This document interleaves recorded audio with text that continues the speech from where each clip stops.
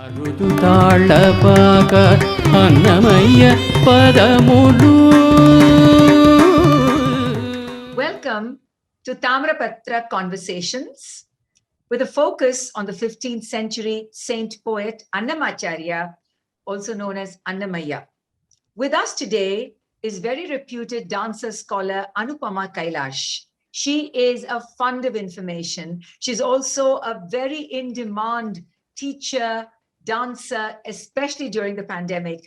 And what so many of us have come to know is her very, very bright and curious mind and her ability to separate, dissect, and to infuse bhakti poetry with so many different interpretations. Welcome, Anupama. Thank you, Anita ji. Thank you so much for having me here. And I thank Anandaka for making me a part of this project. Yes, oh my God, it's such an exciting year-long project, and I'm hoping to have many more conversations with you. So now, in Tamrapatra, we know that these were copper plate songs found on copper plates within the precincts of the Tirumala temple in the early part of the 20th century, and only 12,000 remain out of 32,000. But as a scholar, what would you say would be some of the distinguishing features of Annamacharya's words and poems? So, first of all, the sheer range of artistry is something that is it's unprecedented, and I don't think after Annamacharya also we find that range of poetry. So there is no subject that Annamacharya has not written about. And probably he's the only poet among the Bhakti poets who, having an Ishtadaiva, being Venkateshwara, is also written on all the major godheads of Vaishnavism and the minor godheads of Vaishnavism also. Like he has songs for Hanumanta, he has songs for Narasimha, he has songs, and of course Vishnu as Vishnu, Rama, Krishna, Venkateshwara. There are umpteen songs addressing all the major godheads of Vaishnavism. And on one side, you have the Sringara Sankeerthanas, which form the major bulk of his work. And then you have the Adhyatma compositions. The philosophical compositions, which again, interestingly, are also divided into many sections. Like there is, there are the Manasa Bodha songs where he's telling his heart, or, he say the word Manasa keeps repeating. And there are songs which have the folk element, but he brings philosophy into it by calling the heart the Tummeda or the bee, or by calling the heart the Chiluka or the parrot. So these are analogies he uses in simple idiomatic Telugu, which is, the language spoken by the people. And there are a range of songs of Manasa Bodha, and then Vairagya, of disattachment, songs of where he's preaching the importance of Sankirtana in Kali Yuga. So there are a huge range of songs describing the Leelas of the gods, and his Sringara Sankirthanas are of a caliber. In fact, I've always felt, they are like ghazals. I felt, because Annamacharya is one poet in the Telugu pantheon who states everything in the Pallavi. So he tells you the whole story, whatever he's going to say, he says it in the Pallavi. And the Charanams keep embellishing the idea further, like how you find in ghazals also. So they are very extremely intricate wordplay, unbelievable imageries, and the similes, paradoxes, the analogies. Oh my God, they are just unbelievable. Okay, I know you are a fund of information, but let's just try to reduce it now, okay? Yes, sure. Let's say for dancers who are used to Sringara but with other poets, why don't you give us a couple of examples of some really humanizing Sringara where, where he either is talking to Alumelu Mangai or to Venkateshwara, and why don't you give us a couple of examples? Absolutely. So there are songs where, interestingly, even in Rajasthan, you have this practice of all the women, stand, they are covered and they all stand, and then the man has to identify which one is his wife. Yes. So we have a song like that of Annamacharya where he says, Vevela Satulalo, in so many of these women, I can recognize my Alamelu Manga because she's special. So it's very interesting. There are so many songs from the Purusha or the male perspective also of Annamacharya. Similarly, Alamelu Manga also, there are songs where she says, I am actually a very honest person. I'm a very clean hearted person, but sometimes because of my passion and maybe because of my, childishness also, I may say something, so you should not take offense. So these kind of these kind of things, they are so human. In fact, the person who guided me for my PhD, whom I call my Master Garu, he used to call Annamacharya's Nayikas Jiva Nayikas. So he used to say these are most human. And there are some very, very songs which are very way ahead of his time also. Like there is one song which is part of my thesis and my book also, in which she says, yeah, let him do whatever he wants to do, because anyway, there's no point in saying anything, because I am one of the people, one of the women who are there lying in a heap. So she says, I am just kuppalo posinadanni. So she makes this very, very bold statements. And she says, and then there's another very playful song where she says, Kani ve endukemi. So what? Let him go wherever he wants to go. I mean, where will he go? He'll come back here only. So these are, his women are very bold. Annamacharya's women are very bold, very focused. They know what they want. They're out to get it. They can be aggressive. They can be soft. They can be charming. They can be nasty. So he has a wide range of understanding of the mental states of a person. But I think, Anupama, also, even when you look at a century later, when you look at Krishnadevaraya's imagination of Andal, even there, she's much bolder than in her own voice. So I think it's something about the Telugu woman, who is more, assertive and unafraid to speak her mind, Yes. and really sort of controls the home. She rules the home. So, Yes. and even artists, even contemporary modern artists, when they paint Telugu women, they paint them bold. Yes. They're bold. And I wanted to ask you about the kind of language that Annamaya uses, because there is a certain decorative element, in Telugu, much more ornate than, I say, for instance, Tamil. So I just wanted to talk about that, because in Annamacharya, almost I feel that the words are writing their own images. And I almost feel like the dancers, they don't have very much to do. If they don't want to do very much, they don't need to do very much. They can just respond to that, just to the words. So why don't we talk a little bit about that? Yes, absolutely. You're absolutely right, Anita ji. The words and the images are so intricate in his songs that sometimes you're left with nothing to do. Even if you just do a word-to-word interpretation, it still is extraordinary for his songs. Like, for example, there is one song where the Sakhis are talking between themselves and they see Alamelu Manga and they say, Emako Chiguruta Dharamuna, on her lip, Eda Neda Kasturi Nindenu. There is Kasturi everywhere. Kamini Vibhunaku Rasina Patrika Kadu Kada. So is this the letter that she has written to her lover, Venkateshwara? This Kasturi, is it the letter? The love letter which is written on her lips? And then there are images where, he says that her eyes are red at the corners, at the tips. Is it because she shot such sharp glances at Venkateshwara that they come back taking the blood from his heart? have they returned with the blood from his heart. Wow. So these kind of images are very, very unique to Annamacharya. And unless you want to do layering and, take the image further, simply doing what he writes is also enough. And the thing about, like you asked me about his language. So his language, in fact, is a mix of so many dialects, so many tones, so many shades, that he's the only Telugu poet for whom there is a dictionary.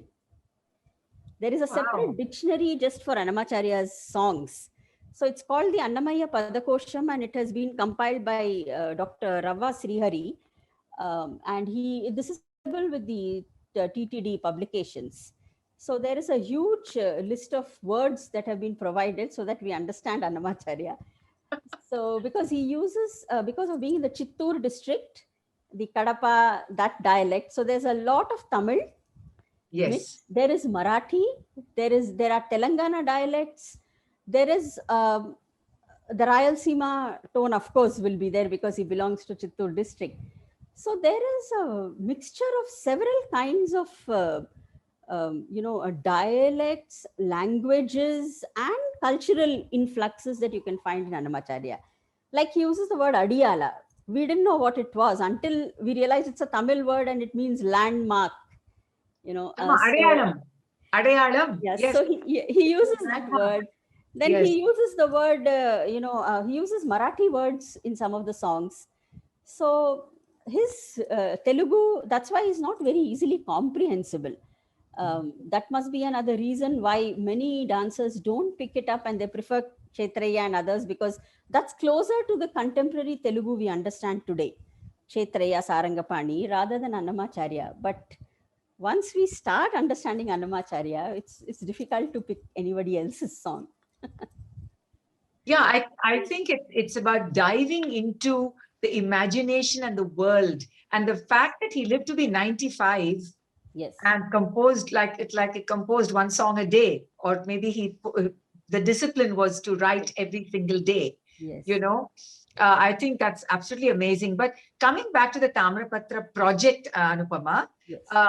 12 songs have been chosen for the 12 senior dancers. What are the kind of genres that you have worked with? So we have chosen, primarily we're working with the Shringar Sankirtana, but we are also looking at songs which have a layer of the philosophical connotation. Some songs have a philosophical connotation. Some songs are extremely playful. Some other songs that we have chosen, there is a Sanskrit composition we have chosen on Radha, in which we can see very clearly that even much before the Krishna Bhakti cult picked up, and you have the Krishna Bhakti ideas crystallized by the Goswamis and all that, even before that, Annamacharya has already written about this very elusive nature of Radha. So we have some songs like that. Then we have songs where there is the Leela Varnana. So this is more the Leela based songs, like something describing the relationship between Rama and Hanuman. And then we have the there are some extremely layered songs where, like it talks about the love duel between Venkateshwara and Alamelu Manga, in which she uses her nails like swords. It's a sword fighting episode. So there is a large, we've tried to look even from the musicality point of view and from the point of view of the literature. We've tried to match the artist as much as possible with a kind of song which would really appeal to their imagination. So we have one song where he says, he tells God, he says, oh, you learned to move with all the puppeteers and all the actors, is it?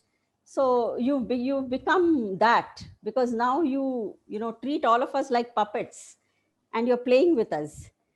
So he uses the puppet idea to bring the philosophical idea of him being the Sutradhar. So we have a wide range of songs which we have selected, and I don't know. Let's see. It's quite interesting because if you look at 15th century Andhra area, today's Andhra area, and if you look at the growth of the Bhakti cult, from the 6th, 7th century onwards, upwards, all towards, as you said, Goswami, Chaitanya Mahaprabhu, yes. 16th, 17th century as the culmination, right? And it grew in sort of the Vaishnav flavor sort of grew. And you say that he was almost like a precursor to the Goswami mystical idea of Radhe, like in Vrindavan and all, and Mathura, they sort of, I think they greet people Radhe, Radhe. Yes. So the idea of Radha, who's not really central to, definitely not Tamil poetry. Yes. So very interesting that he is almost like a forerunner, sort of like prophetic about this. I find that quite fascinating. And, Anupama, even for me, when I keep going back, I didn't realize that so many well-known compositions of Annamacharyas have gone into ritual. Exactly. So we tend to forget that it was his, that has gone into so many songs, popular songs. Yes. And that he wrote against caste. He wrote against, so many things. So quite a fiery, independent, minded man. And his Naikas reflect that also. His own spirit. But tell me, Anupama, during his time, was he respected? Is there any kind of reference that was he considered somebody like, my God, where he's writing about all these very unusual, almost taboo topics? Yes, he was apparently he was deeply respected, and also because he was one of those poets who always refused royal patronage. So he didn't want to be a part of any king's court. And at that time, it was the Saluva dynasty of the Vijayanagara Empire which was ruling. So Saluva Narasimharaya, the king or the chieftain at that time, he was very anxious that Annamacharya should come and be his court poet at that time. So he stayed for a very short while, had a problem because he wanted him to write similar songs on him and his queen. So he refused to do that. And there are several anecdotes actually recorded in Annamacharya Charitra, which is written by his own grandson, about the life events of Annamacharya and how after that, he completely stayed in Tirupati, dedicated himself to Tirupati. And in fact, it is Annamacharya who started most of the Utsava Sampradaya aspects of Tirupati also. So under his supervision, all the Brahmotsava, the Vidhi, the rituals.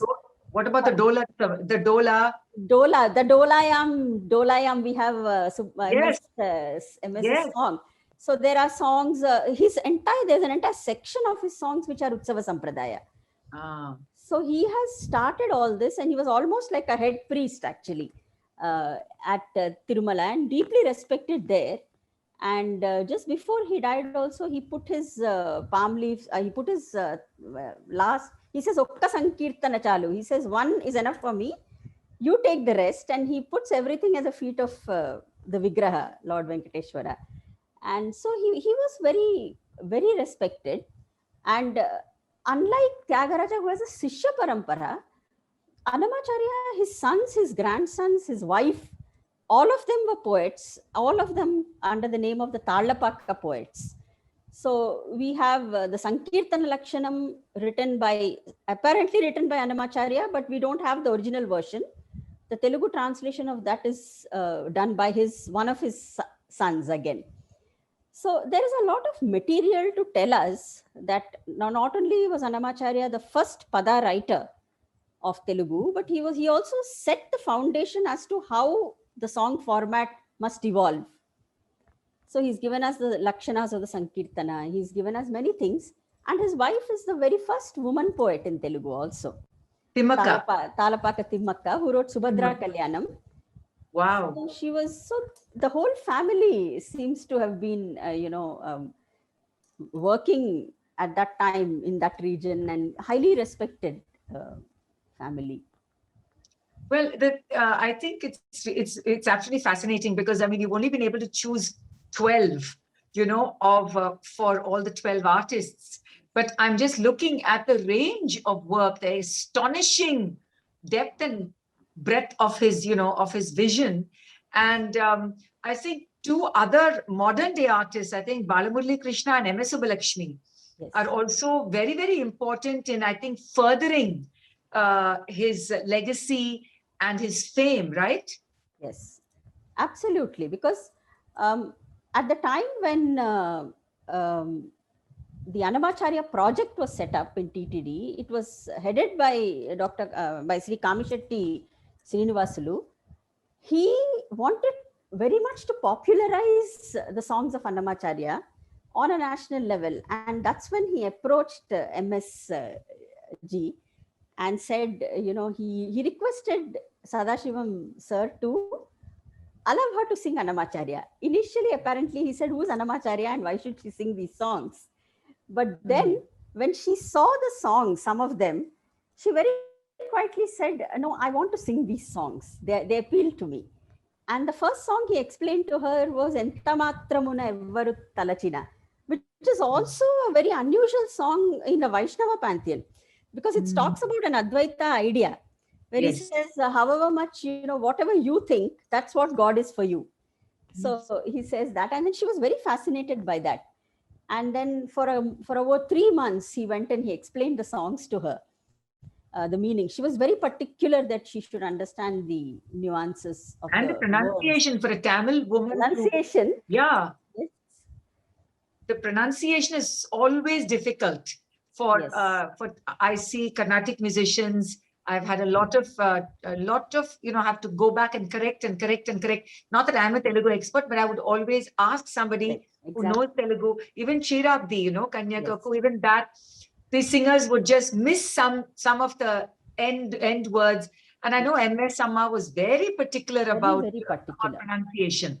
Exactly. So she was very particular that she got it right. And for over 3-4 months, she sat and she understood just the diction of the songs. And then those songs literally put Annamacharya on the, national scene. And because so many, even today, Jo Achyutananda, we don't know that it's a Talapaka song, even though it's a lullaby sung by so many people. Many people even don't know Bhavayami Gopala Balam is Annamacharya, actually. Though many people do know, but there are many I met who don't even know that Bhavayami is his song. And then, of course, Balamurali Krishna coming as the Asthana Vidwan of TTD, he also did a lot of collaborative work with Annamacharya, with Srirangam Gopal Ratnam ji, with Vakkalanka Sarala Garu, who also happens to be Swapna Sundari ji, Akka's mother. So he did a lot of Annamacharya work where they brought out the duet kind of songs also of Annamacharya. So these are great contributors. Nedunuri Krishnamurthy, Pinakapani Garu. What would you say would be Annamacharya's greatest influence on modern day Carnatic music? If we look at his Sankirtana Lakshanam, we can see very clearly that the song format is actually prescribed, described, and formatted by Annamacharya. Little after him came Purandaradas. So because they were almost contemporaries, but Annamacharya was the older contemporary. So Purandaradas apparently also met Annamacharya. And another interesting thing is that we see the Sangeeta Ratnakara, the Prabandha sections. It talks about different kinds of compositions, especially the Suladis.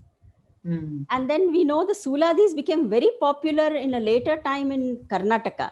And Karnataka is the place for Suladis. But we found an Annamacharya Suladi, which is like a bridge Suladi between the text and between the modern Carnatic Suladis. Wow.